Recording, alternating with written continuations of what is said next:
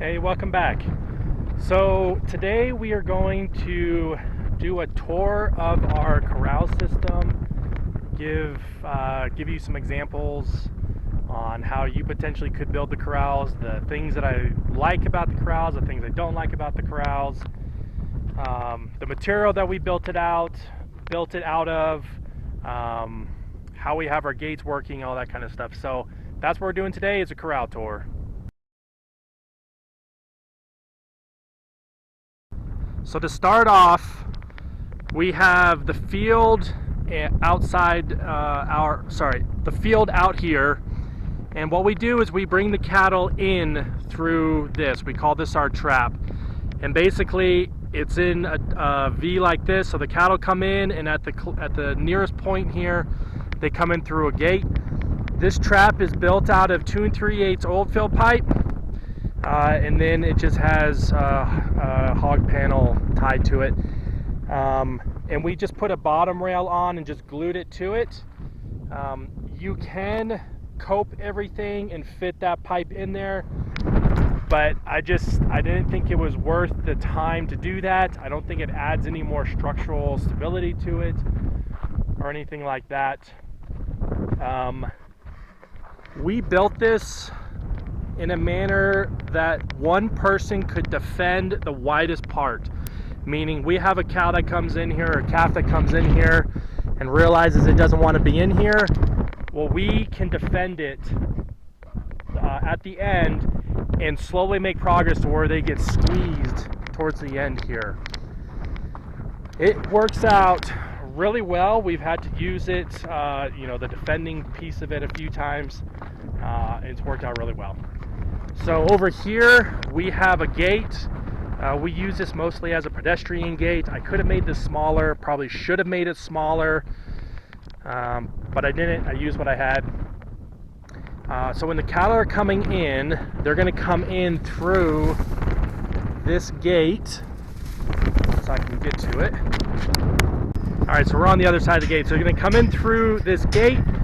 It is left open all the time. Most of the time.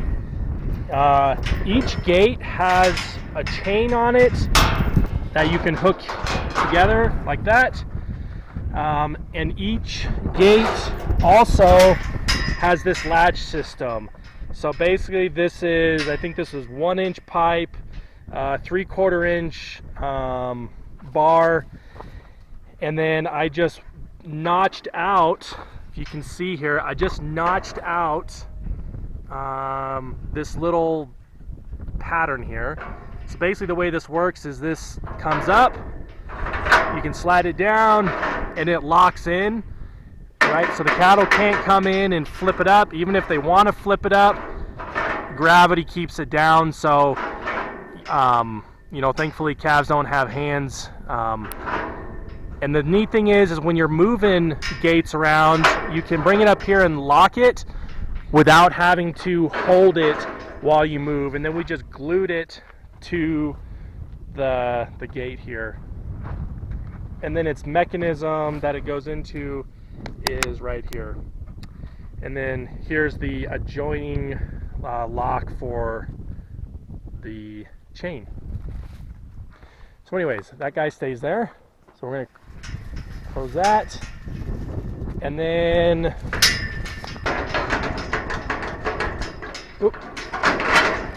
okay, and you can see here again, I like belts and suspenders, so again everything has a lock and then another lock for just in case.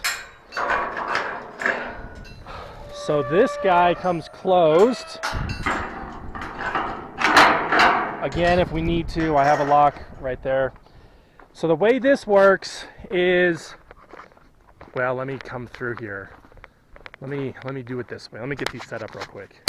All right, so the cattle come in through our alleyway here.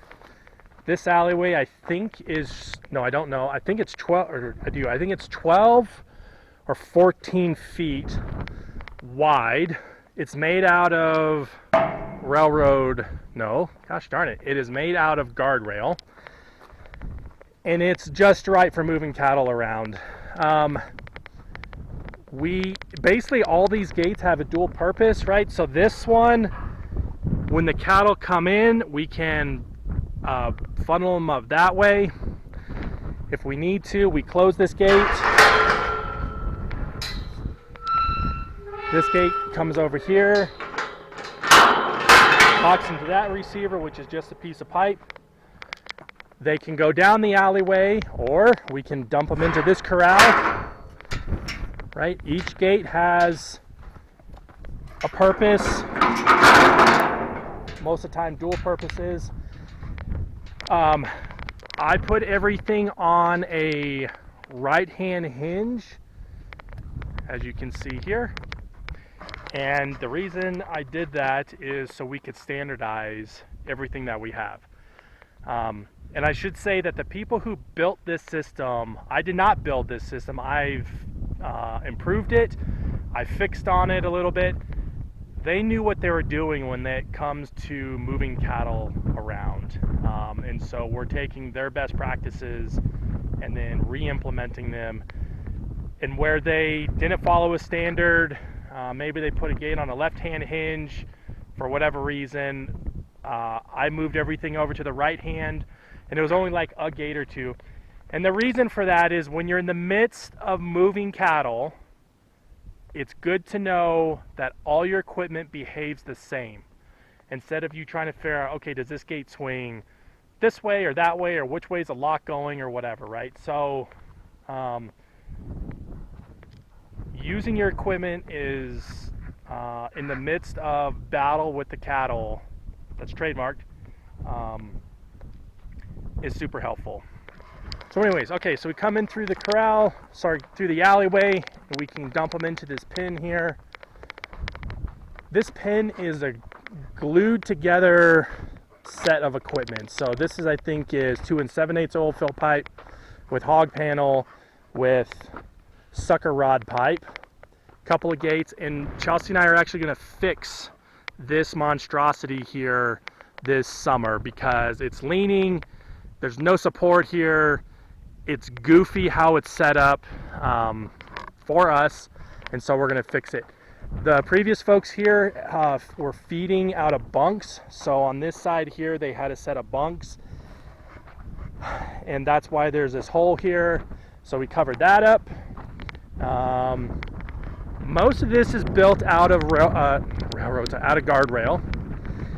The drinkers are tires that have a concrete floor in it.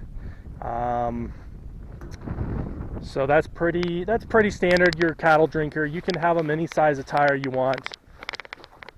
We have a gate here, but this gate's going to go away. This gate is actually going to sit over here. So again, when we finish building this alleyway, we'll have a gate that either closes or opens. And then well, let's go back through this way.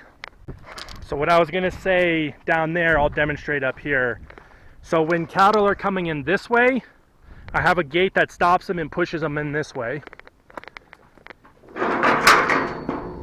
And again, when you think about moving cattle, when you may be moving them from pin to pin,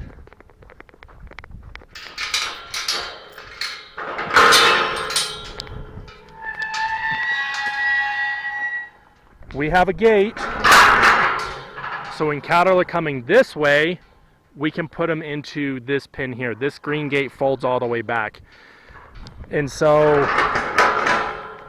no matter what direction the cattle are coming, we can dump them into a pin, and we use the alleyway as a transportation mechanism, right? That is our funnel, that's our corridor. Everything comes and goes out of the alleyway. And you can see here, I've already posted a video on this, but we're splitting these pens. And there'll be a fence line going that way. This gate will come this way, it'll swing this way, right? So we can move cattle in from this way into that way. And then this gate is going to get hinged onto this pole. That way we can swing and put cattle in from this way into this way. And so that's a project that we're looking at doing this summer. I got to get some oil fill pipe. Just haven't done it yet. Another drinker, right? So it splits over the guardrail. Another gate up there that we are using for getting hay in here. We have some thoughts and ideas on about splitting the horse pen over there. That way I can bring hay in through an alleyway over there. But we haven't really needed to because I have this gate over here in the corner, and so we're just kind of using that. So we will run up and show you what the loading chute looks like. So one thing to note before we do that, we have the scales on its own, like on a little dog leg. And so this gate opens up, cattle run in here. Sorry. They get weighed. We put a gate here, not we, but the previous people put a gate here. And I put this pole here because eventually I'm going to cover this. That way when the cattle are coming up, they can't come through here, and it protects the person weighing here. One of the things, if I were to redo it, is I would build a blind here because the cattle they see you and they get stuck. And so I put a little blind here, and we're working on that. It's just a little goofy. There's a pedestrian gate here, which has been super helpful to use. We use this gate all the time when we're working the scales. And then that gate closes, so cattle come out, around, and then we can dump them back in the alleyway. We can dump them into this pen, into the loading area, out onto the field, whatever. So that's pretty useful. So now when we talk about loading, so again, we can load a couple different ways. We can weigh and dump them on there, or we can unload and dump them on here. Typically what happens, and we haven't used this feature that I just explained, typically what happens is the cattle get unloaded and we dump them into the pen. Because I don't like making the trucker wait for me.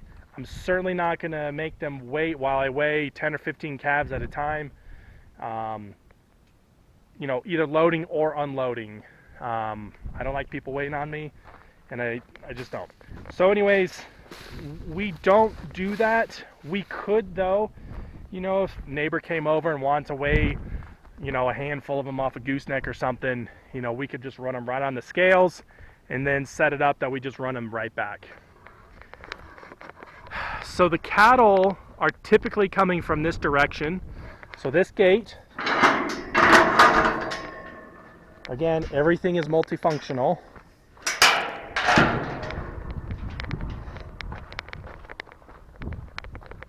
That gate folds back, this gate comes open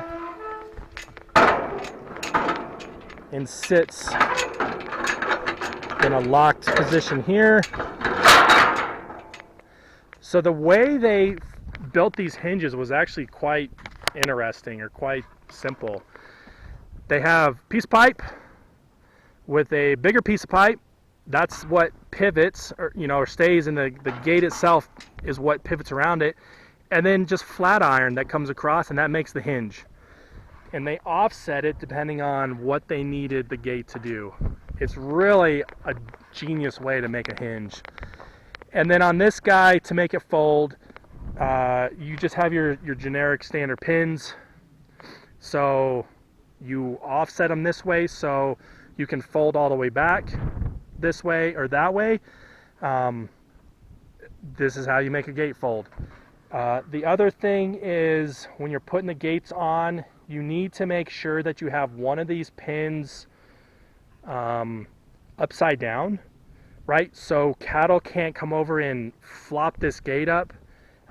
They did the bottom pin. I typically like the upper pin, but it really doesn't matter as long as one of them's upside down so the cattle can't move this gate with their nose.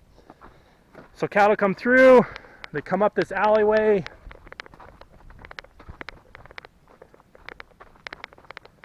And then there's two options here. So if we're loading gooseneck, so you can open this gate Again, everything has a latch or a mechanism to keep it open or closed, and they go through there right for a gooseneck, and you know, vice versa or whatever. We are going to rebuild this. We're going to put, I didn't realize that these are just tied on here.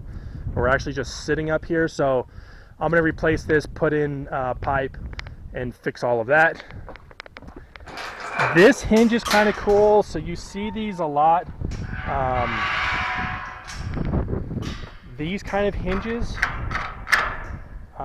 So we did change this out a little bit. It had a bar, but when you're loading cattle, it's super nice to not have to sit here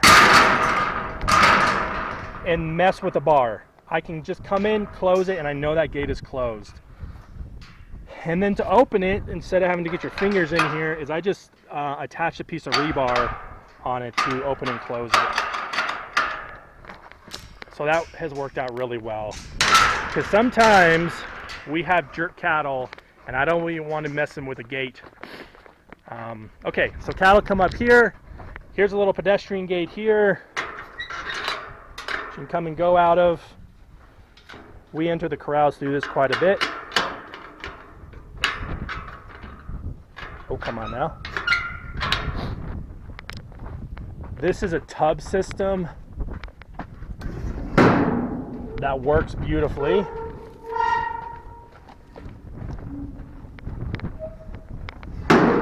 So they use tire to create the friction point when it comes back.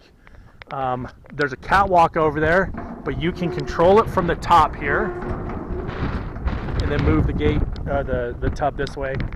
What we've experienced here is you can't overload it, meaning you can't put 40 or 50 calves in here because they bunch up. And so Henry has found like 20 to 25 calves is good. So they can come through here when we're loading a truck. Notice everything is blind, right? And we're on a dog leg. So they come this way and then they turn, come up the ramp. We've got bars underneath the railroad ties and then a mat. And this ramp is just made out of 2 3/8 old fill pipe.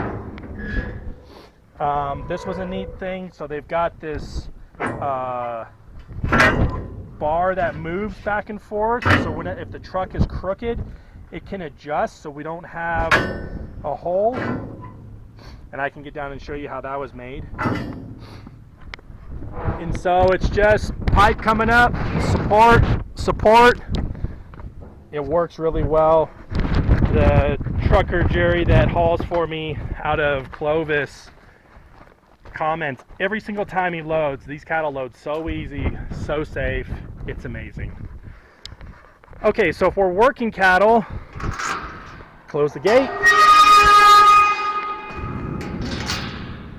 Now cattle can enter in through the working system. Again, everything is closed off. And then they have these gates. So when the cattle come in, they go up, and then it folds them back down so they can't come back. So we call this the magazine. And these are systems you can buy, but I'm pretty sure this one was made. Okay, here's the catwalk I was telling you about. And then the magazine that comes around. And then this is our loading chute, hydraulic squeeze chute. Hydraulic squeeze chute. It's got the vet panels back here, right? So if you need to come in and get to the back end of a calf or something.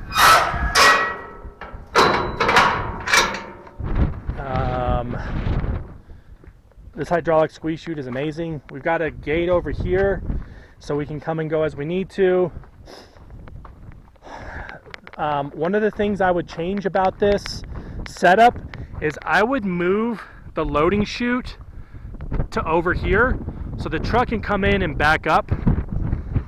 It is super tight for them over there, and so that's just one thing I would change. Is I would move that loading chute over there. Of course, that means all of this would have to change, but that would be okay. I would totally change it. I'm not going to because it's already set, but you know, if we were to ever rebuild this, you know, at a different place, that's what I would do, is is change that piece there. Previous people used to feed, so they had this opening here so they could drive down this alleyway here so they could unload their food. There's a gate here and a gate over here that link together, and then this gate and that gate link together, so now you can create an alleyway that goes into this pen over here. We haven't figured out these double gates here. We're not sure if they were just put up or if there's some combination that we haven't figured out yet. This is all going to get changed this summer, hopefully. They had these pins here. There's no water in them. We think they were starting to put some water into them because there is a riser there and they never got to it. I've debated back and forth if we want to change these pins up a little bit. I don't like that it's on an angle here. I think what I would probably end up doing, because I don't think we need another monster pen, because I do use these when we're moving the cattle around, especially for shipping, is probably take this out, bring it straight, move that gate to over here, move this extension down, and then we could just use one gate over here, and that would free up a gate for me. I always seem like I'm in need of gates. Really, other than the loading chute and that gigantic pen over there that we are changing, we're creating two small pens. Because when we go shipping, we need a lot of storage place. The previous people were feedlotting and we're not, and so that's why their pens were monster. So other than that gigantic pen over there and this loading chute over here, those are probably my two dislikes. Other than that, this is a very well built system. It's well thought out. It handles and moves cattle really well. It keeps the cowboy safe. It keeps the cattle safe. And that's what counts, is keeping the cowboy and the cattle safe. And then the easy movement of cattle in and out of here. One of the other things we did change is we used to water outside. There used to be a pen over here, a fence, and we used to water right here where all this was open. Cattle were a nightmare to gather, to bring them in here. I think they were afraid of the corral. So we leave this gate open and we water them in those corrals down there. So when they come in, when we gather them, they know where they're going, they know that it's a safe place, and that has made a huge, huge difference for us. I guess I gotta close this other gate. All the gates have the same latch system. They all have a chain on them, and all of them are almost all of them are multifunctional gates. Let's see here. I think that's probably it when it comes to a corral tour. Make sure, I guess I would say this, make sure when you're building out your corrals that you think about what equipment's going in there, because you're going to have to clean them. The other thing to think about is all of these corrals are on a slight slant, right? It's hard to tell, but when it rains, all the water comes down and it drains out. And that is super important when you think about water control and animal safety, because you don't want them sitting in water for a long period of time, because then you start to get issues with hooves and all that kind of stuff. So, you know, slant your corrals, slant the slope of the corral so the water runs out. put your supports up on your gates. See how there's a big support system right there, so all the gates are supported. And then I think the other thing I would say is standardize it. Everything should be standard. So, you know, try to use the same gates, use the same, oil fill pipe, guardrail, whatever, if you can, because it'll make marrying up the material a whole lot easier and better for you when you're in the midst of it. So that's all I can think of for now. If you have any questions, leave them in the comments, and we'll catch you next time.